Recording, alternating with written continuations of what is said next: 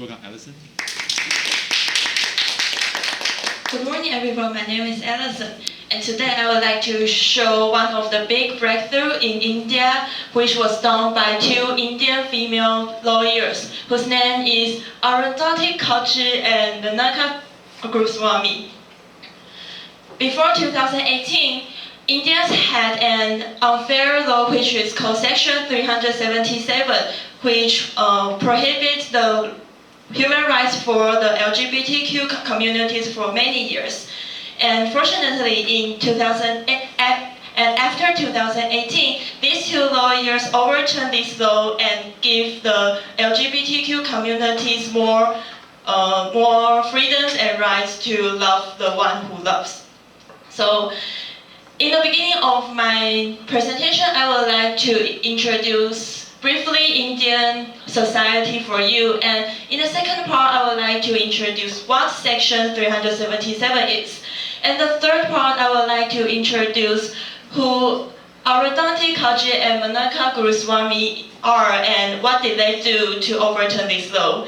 And in the fourth part I would like to introduce some of the controversy and impact after overturning this law. And besides, if you have any question, please feel free to ask me during the Q&A time. Okay, so let's start it.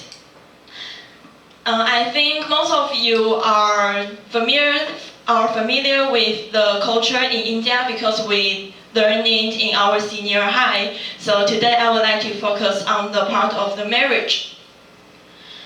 Same as many ancient countries, the India is the family-oriented society. So for a lot of Indians, they think that getting married is one of their most important missions in their life. For example, in the famous Indian movie wrestling competition, Geeta's and Babita's friends got married at a young age, even though she didn't know who her husband is. And in the real society, some of the Indians believe the romantic love, while some of Indians believe the arrangement by the parents. And whichever the choice they pick, they always think that get married is an essential process for their life. However, there is a group of people are impossible to choose the soulmate that they want to get married. That is the LGBTQ community in India.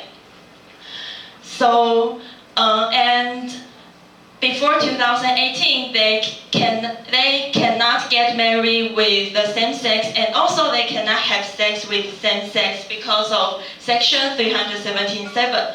So what is Section 377? The purpose of this law is that all of the sexual activities which against the order of nature are illegal. It was enacted in India in 1861, and it was first introduced by the British government and enacted in 41 former British colonies, including India. So you can see, and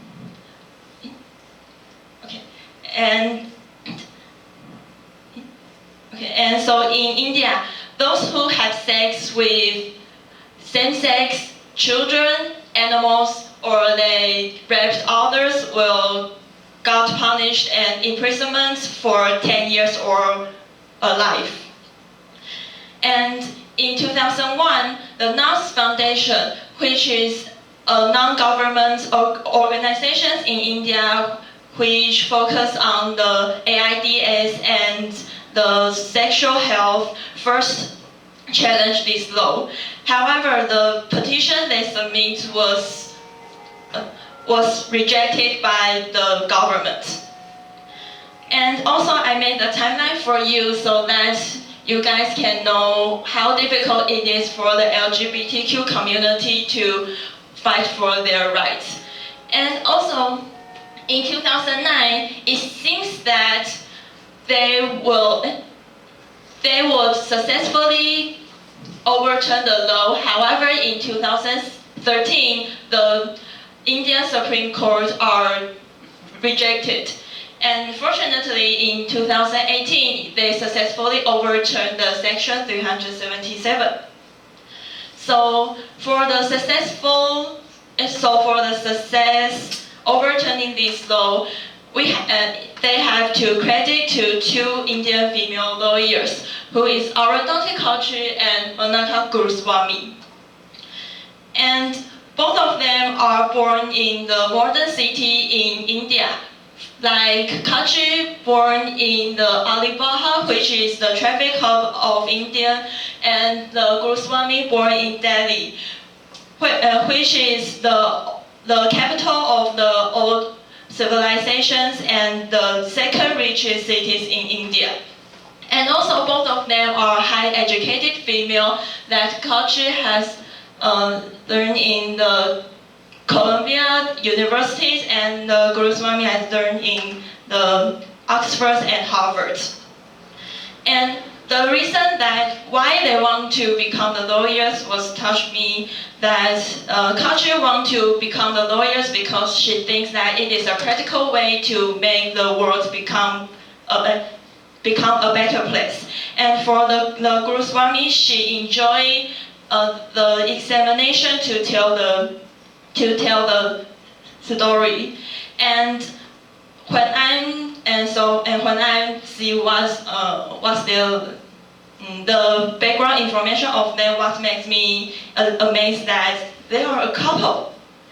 And so as lawyers and one of the member of the LGBTQ community, what did they do to overturn the Section 377? The first, they have some discovery.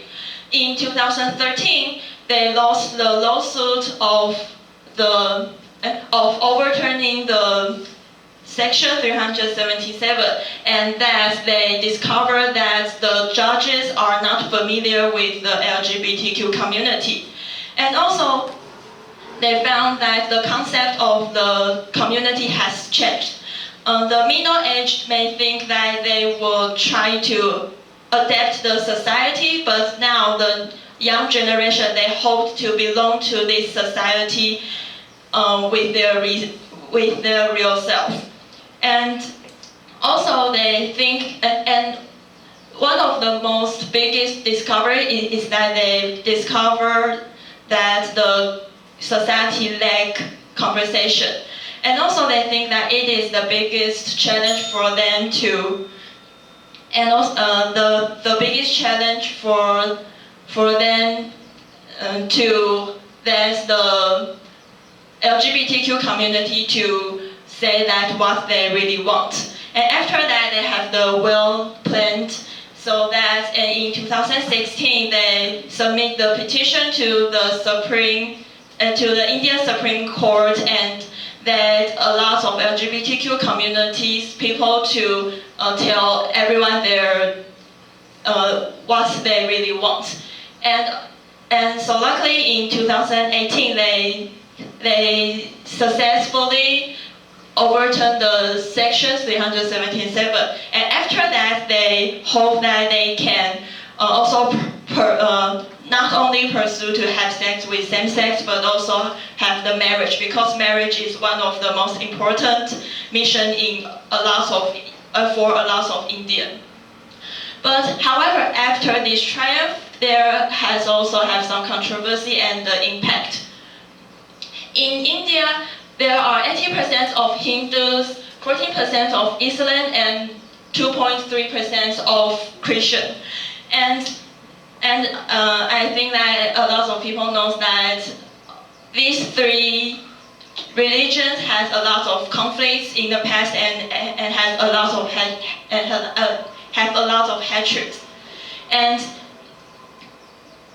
in spite of the Hindus, both Islam and Christian has prohibited for the extent of the LGBTQ community. So someone may have think that maybe the Hindu government agreed to overturn the Section 377 is because that they can use this modern concept.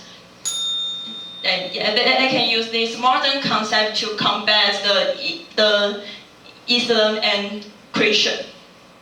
But I think what is the truth is not that important, but the commitment for the Kachi and Guru Swami is still a big step for the LGBTQ community, that nowadays there are more and more LGBTQ communities. People want to speak out and say what they really want, and also there are more and more people try to support them and accept them. And I believe that in the whole world there are more and more people like them are trying to make this world become a better place. So this is the end of my presentation. Do everyone have any question? What's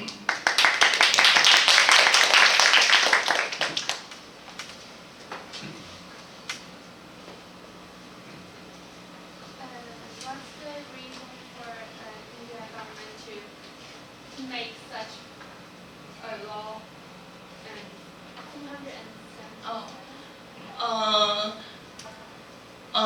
Because that India was used to be the British colonies before, and during that time the British government prohibits the extent of the homosexuality, so they also do that. But when the time keep going, the British they cancel this law, but India and some of the British colonies are remain this law.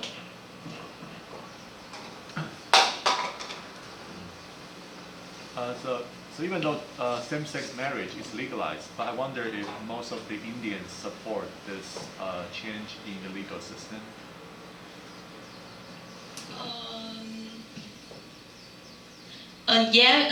Because of the petition, there have had 5/7 of people have to agree of these petitions so that the law can be overturned. So I think that there are many Indians agree to overturn it. But maybe it's just only the Hindus, but not Islam and some Christian.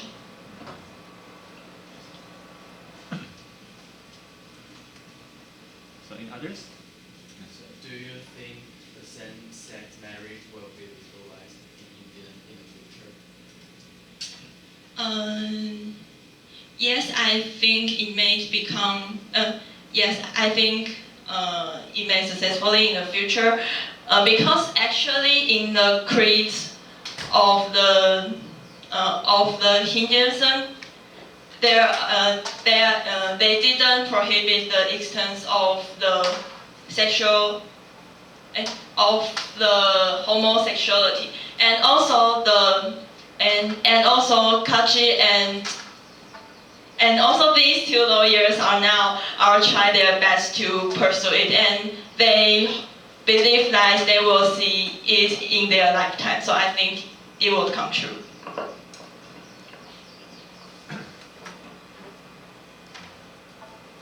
So thank you very much. Thanks for your listening.